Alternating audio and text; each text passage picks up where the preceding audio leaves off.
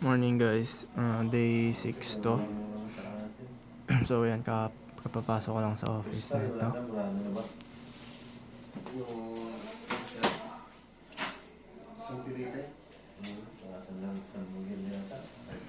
So papakondisyon lang dahil medyo antok pa. So ito, upo na ako.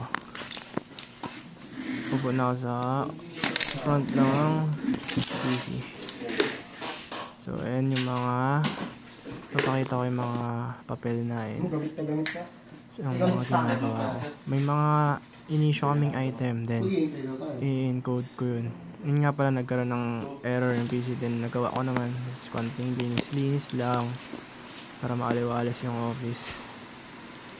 Tapos eto, banda, pahinga na ako. So wala na ako masyadong ginagawa. Inaantay ko na lang umuwi. Mga 10 minutes na lang naman. So, yun guys, day 6. Yung ginagawa natin dati, picturean mo yung canvas.